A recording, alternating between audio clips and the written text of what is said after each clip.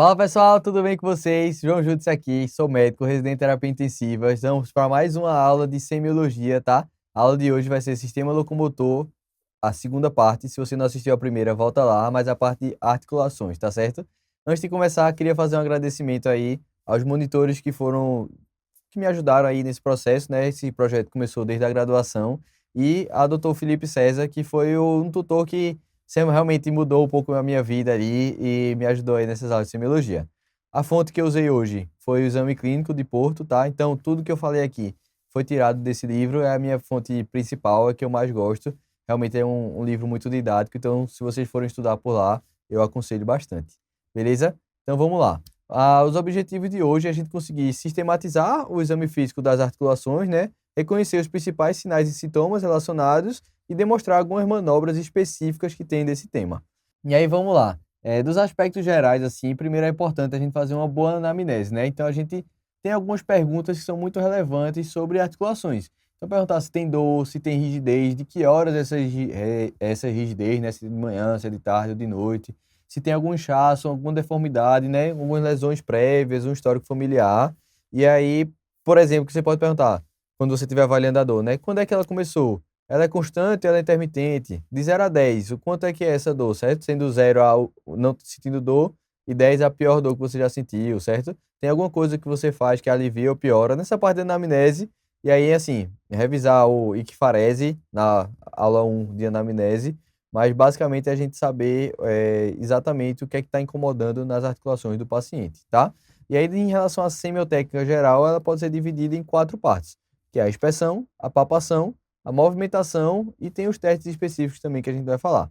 Em relação à avaliação geral da inspeção, a gente tem que fazer ela, lembra, com a luz natural, e a gente sempre vai olhar da articulação vários aspectos, certo? Qual é o tamanho, qual é a forma, comparar de um lado do outro, a simetria, se tem alguma coloração diferente, se tem alguma presença de alguma deformidade ou alguns sinais de inflamação, se tem rubor, calor, certo? E aí, quando a gente for fazer essa inspeção, aí lembra, olhar sempre um lado e do outro, comparando os dois lados, tá? Se a gente vai ver alguma deformidade, alguma rigidez, né? Ó, então, sempre analisar as duas mãos, sempre comparando um lado com o outro, certo? Se tem alguma edema, se tem alguma simetria e se tem alguns sinais de inflamação, né? Se tem dor, se tem. Na verdade, a gente não vai conseguir avaliar tão bem a dor nesse momento, na inspeção, né? Mas mais na palpação. Mas se ele está vermelho, se tem algum edema, se ele tem alguma questão, algum sinal inflamatório nessa articulação, tá certo? E aí a palpação ela pode verificar várias coisas, certo? Se a causa desse aumento, a gente pode ver qual é a causa, né, do aumento do volume articular, se tem algum ponto doloroso aí no nível da interlinha articular, se tem nódulo, calcificação, se tem algum derrame interarticular, tá certo? Se tem um aumento da temperatura, né, se a gente tocar nas articulações e ver se tá quente, né? Aí lembra, a presença de calor, ele é sim um sinal de inflamação, certo? Então, assim, a gente consegue ver muitas coisas dentro da palpação e ainda assim a gente ainda consegue ver se tem algumas crepitações também nessas articulações. E aí a gente também vai avaliar, a avaliação dinâmica, né, da articulação. Então, assim, dentro das articulações existem vários e vários movimentos que a gente pode fazer.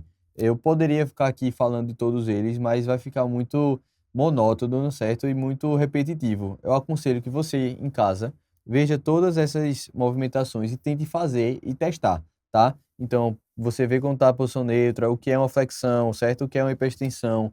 Você testar isso em casa é muito importante, porque vai ter várias formas de você fazer essa inspeção dinâmica em várias articulações. E aí, nessa movimentação, é muito importante a gente dividir entre ativa e passiva, certo? A ativa, a gente vai solicitar que o paciente ele realize o movimento sozinho, certo? Sem a ajuda do examinador. Como assim? Eu vou pegar e falar, fecha a mão, ele vai fechar, certo? Você vai fazer uma abdução, uma retração, você vai avaliar a capacidade do paciente em realizar esse movimento, certo?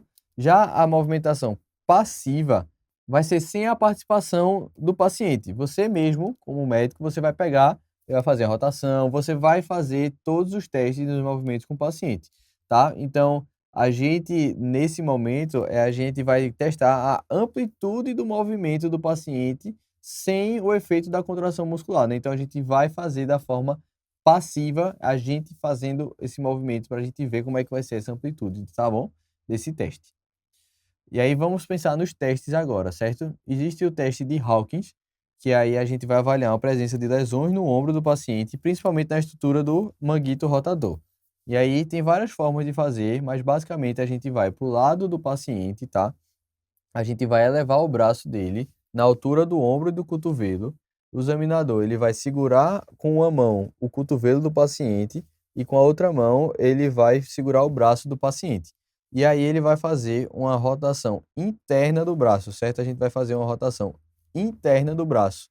E aí, se o paciente tiver alguma lesão no ombro, né, principalmente no manguito rotator, ele vai apresentar um desconforto na articulação. Então, eu vou pegar o paciente, segurar a mão dele, segurar o braço e vou fazer uma rotação interna. Na hora que eu fizer, se o paciente sentir dor, provavelmente ele tem uma lesão no manguito rotator. Outro teste é o teste de NIR, que também ele avalia umas lesões no ombro, principalmente no manguito rotador, e ele é muito bom para avaliar bursite, tá certo? E aí o teste de NIR, basicamente, você vai ficar o paciente em pé, com o braço relaxado, certo? Do lado do corpo. Você vai atrás do paciente, segura o braço e faz. Aí, uma mão você segura o braço e outra você estabiliza a escápula dele e você pede para o paciente levantar o braço, certo? Você primeiro começa fazendo com movimentação ativa, depois você pode levantar de forma passiva a mão do paciente, tá?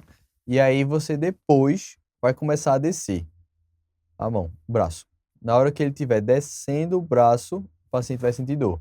E aí, essa dor, principalmente na descida, pode ser uma lesão no manguito rotador, principalmente relacionado à bursite, tá? Na bursa subacromial.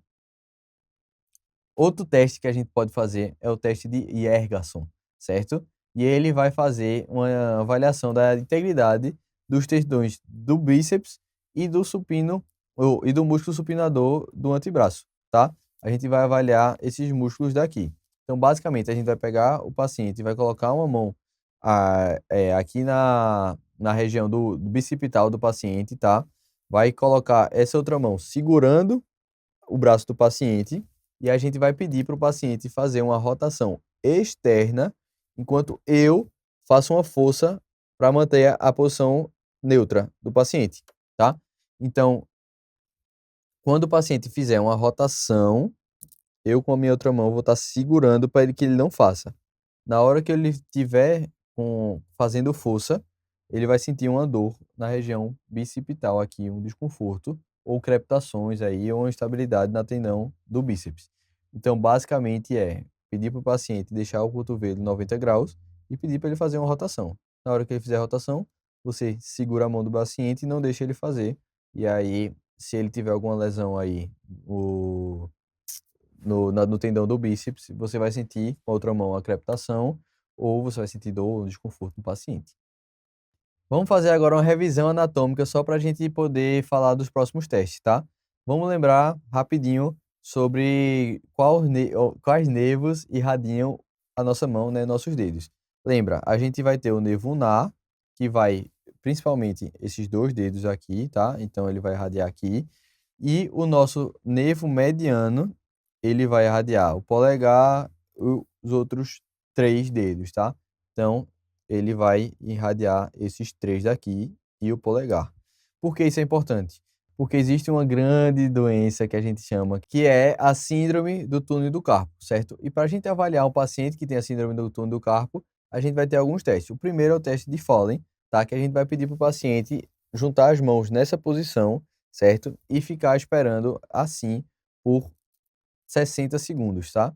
Se ele conseguir passar 60 segundos sem sentir dor nessa região ou na região, aí lembra, dos nossos quatro dedos, ele provavelmente tem uma lesão no. Ele provavelmente tem a síndrome do túnel do carpo, certo? Outra forma da gente avaliar é o teste de Tinel, tá? Que a gente vai pegar o paciente, colocar a mão dele, colocar a mão dele sobre uma superfície e a gente vai fazer uma percussão exatamente em cima do nervo mediano, tá? Na hora que a gente fizer essa percussão, a gente vai ter uma irradiação aí para os 4 dedos, e aí isso pode ser, significativo de uma síndrome do túnel do carpo. E aí temos alguns testes também que a gente vai falar das articulações inferiores, né. O teste de Patrick-Faber, que basicamente a gente vai fazer o Faber, né, é um acrônimo para flexão, abdução e rotação externa. A gente vai pegar o paciente aqui, a gente vai estabilizar a cintura dele com a mão e com a outra a gente vai fazer uma flexão, uma abdução e uma rotação externa da perna. Então a gente vai pegar com a mão e empurrar a outra. Se o teste for positivo, o paciente ele vai sentir uma dor ou um desconforto bem na região do quadril ou da lombar, certo? Na hora que a gente fizer o exame e a gente fizer força para baixo, ele vai sentir uma dor ou uma lesão aqui na região lombar. O sinal da tecla, ele é um exame para a gente avaliar a presença de derrame articular no joelho, tá? Então, basicamente, o que a gente vai fazer? Lembra, o derrame articular, ele vai ter líquido no joelho, certo? Vai ter líquido. Então, o que é que vai acontecer? Por gravidade, o líquido normalmente ele se espalha. O que é que eu vou fazer? Eu, com minhas duas mãos, eu vou pegar e vou juntar esse líquido no joelho do paciente, tá? Eu vou juntar, e aí quando eu conseguir juntar com essas duas mãos, eu pego ou com o polegar ou então com o indicador e eu aperto a tecla, a patela do paciente. Se você conseguir, fazer a pressão e não vir como se fosse uma sensação de um vazio, ou que estivesse empurrando um isopor, provavelmente ele não tem líquido sinovial, mas assim, a gente não consegue descartar com o exame, tá certo? Aí o sinal da gaveta, ele vai avaliar a integridade dos ligamentos cruzados anterior e posterior do joelho, tá certo? Basicamente, a gente vai deitar o paciente com os joelhos flexionados, cerca de 90 graus. A gente vai pegar nossos polegares apoiados assim na margem anterior da articulação, certo? E a gente vai segurar na batata do paciente. E aí a gente vai fazer uma tração anterior e vai empurrar.